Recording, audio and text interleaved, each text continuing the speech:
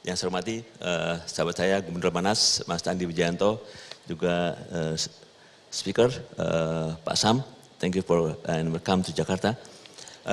First of all, I would like to deliver my presentation in Bahasa Indonesia. So I know that most of the audience came from Indonesia.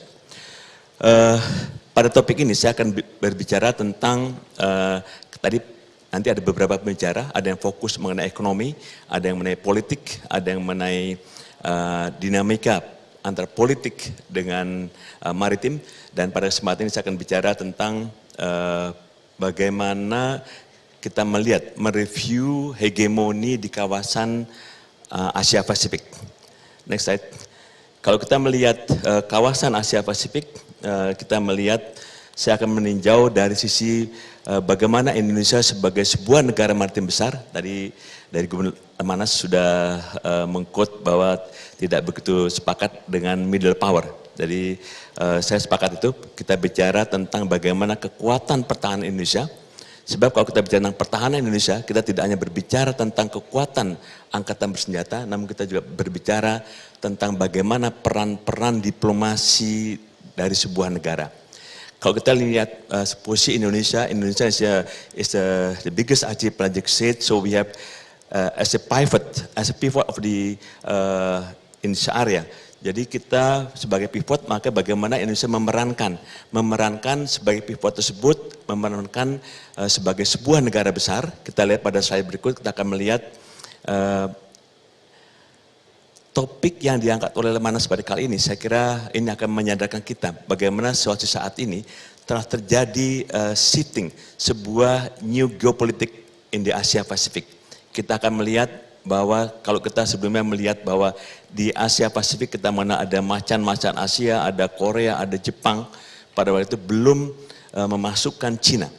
Kita lihat sekarang ada 10 negara besar di dunia, dan kita lihat berdasarkan analisis dari para pakar ekonomi bahwa tahun 2030 ini adalah sebuah terjadi perubahan shifting di bidang ekonomi. Sebab di era saat ini kalau kita bicara tentang geomaritim, kita bicara tentang geopolitik, maka akan diperangkan oleh negara yang memiliki kekuatan ekonomi kuat.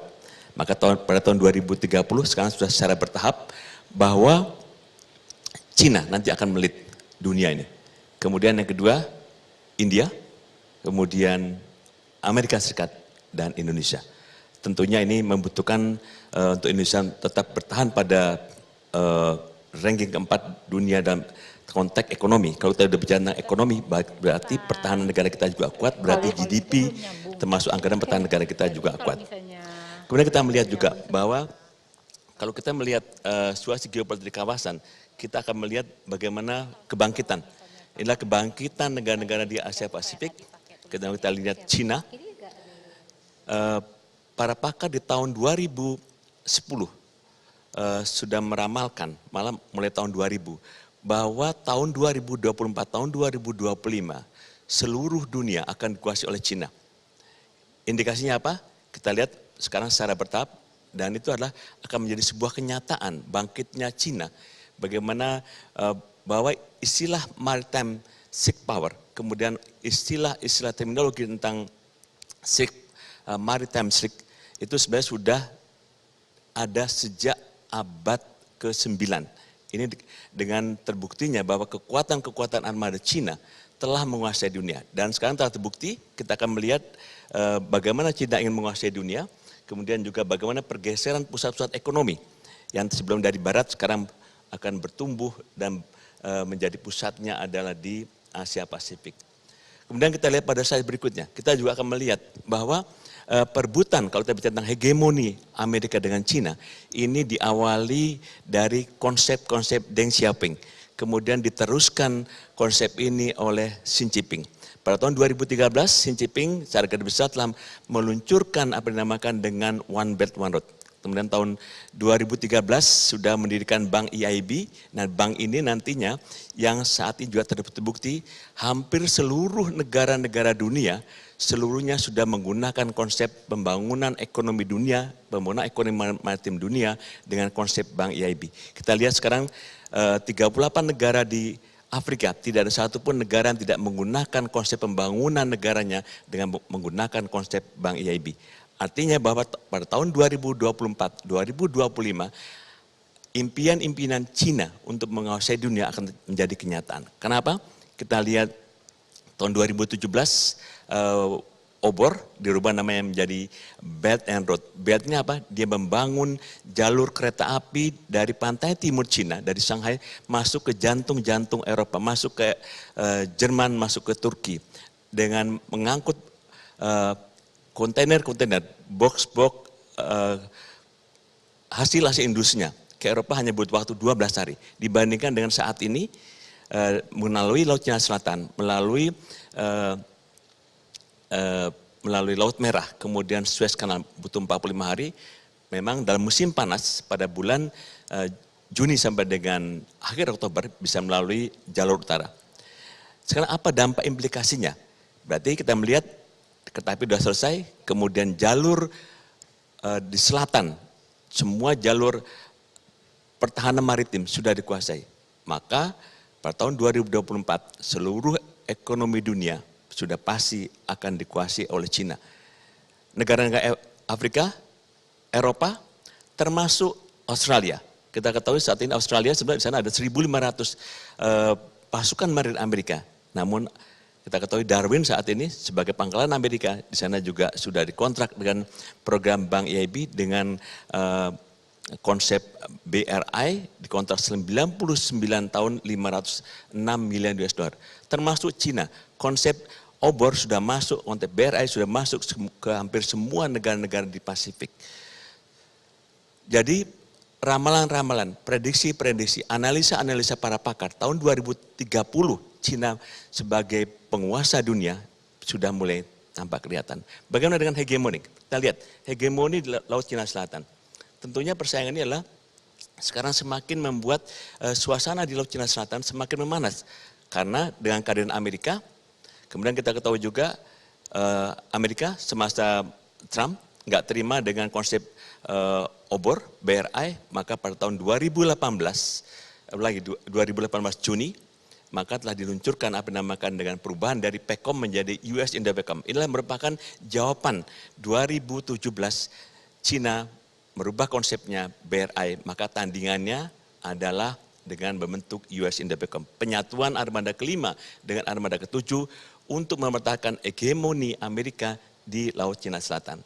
Kita pada lihat pada bagaimana perseteruan Amerika Serikat dan Cina. Ini kita juga akan melihat yang terakhir, saya kira momen ini sangat bagus bagi kita, menyadarkan kita kepada semua akademisi, karena kita bicara saat ini pada konteks academic thinking, kita melihat bahwa kita lihat pada 2-4 Agustus bagaimana kunjungan Pelosi ke Taiwan. Ini adalah merupakan suatu ambiguity. Apakah memang Amerika setuju dengan One China Policy? Namun kenyataan dia sedang berpihak kepada Taiwan. Situasi ini menambah kegentingan tanda petik di kawasan Laut Cina Selatan. Kita lihat pada saat itu, pada minggu-minggu pertama, Amerika telah menggunakan 2 kapal induknya, kemudian Cina saat ini kita ketahui, Cina pada tahun lalu juga sudah awalnya dia hanya memiliki 1 kapal induk Liaoning, sekarang dia sudah ditambah dengan 2 kapal kelas Sendong, artinya dia sudah memiliki 3 kapal induk. Amerika pada minggu pertama Agustus sampai sekarang masih digelar kekuatannya dengan berpangkalan di Yokosuka dan di Guam, 2 kapal induk yang setiap saat untuk menjaga eksistensi dari keberadaan hegemoni Amerika di kawasan Asia Pasifik. Nah, situasi ini juga semakin diperparah. Kita ketahui untuk mempertahankan hegemoninya, maka Amerika mengerahkan semua kekuatan NATO-nya. Kekuatan NATO saat ini juga sudah hadir di Laut Cina Selatan, bertambah lagi dengan, kita lihat sini ada segitiga, bagaimana Amerika, kemudian link up-nya dengan Jepang, kemudian dengan India, kemudian dengan Australia. Inilah ada fakta-fakta pertahanan baru yang sadar atau tidak sadar bahwa ini akan menyebabkan terjadinya AMRES di kawasan Asia Pasifik.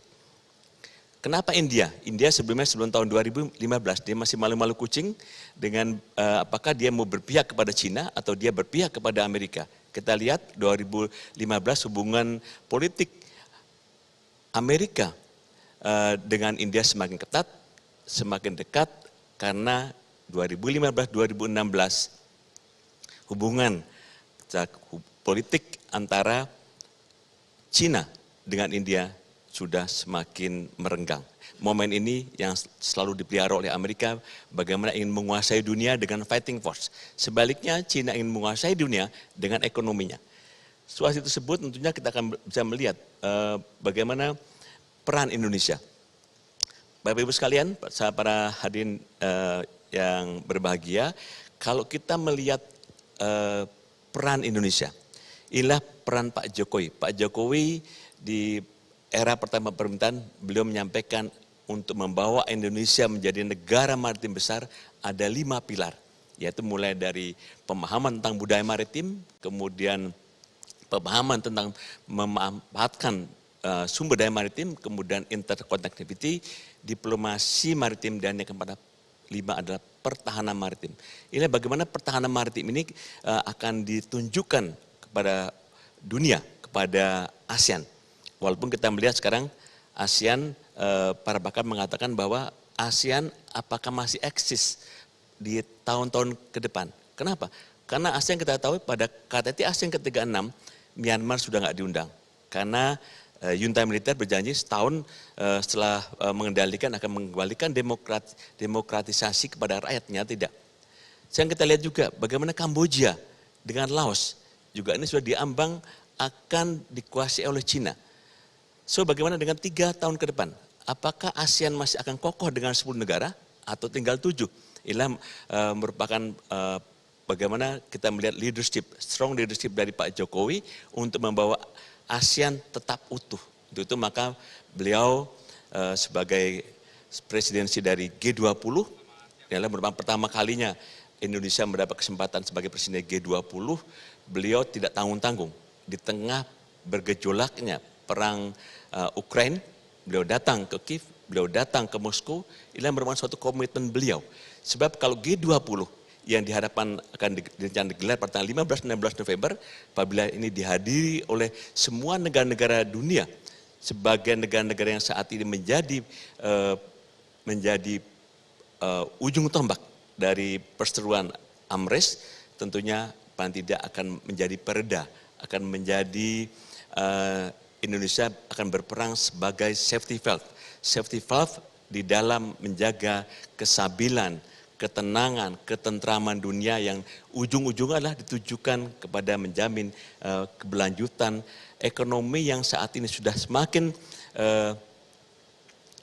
merosot pertumbuhan ekonomi dunia karena sebagai akibat dari dampak perang di Ukraina. Dan tentunya peran Indonesia ini juga akan sangat diharapkan oleh negara-negara dunia. Tahun depan juga Indonesia akan menjadi ketua ASEAN. Inilah peran strong leadership dari Pak Jokowi akan tunjukkan bahwa ASEAN masih tetap eksis, ASEAN masih tetap berperan, dan ASEAN masih dibutuhkan untuk menjamin stabilitas keamanan di kawasan Asia Pasifik. Utamanya bagaimana Indonesia menjadi mediator, menjadi stabilisator antara perebutan 2 hegemoni di Laut Cina Selatan. Bapak Ibu sekalian, sekira demikian yang dapat saya sampaikan. Nanti mungkin kita diskusi ya Mbak Kuri, mudah-mudahan bermanfaat. Terima kasih.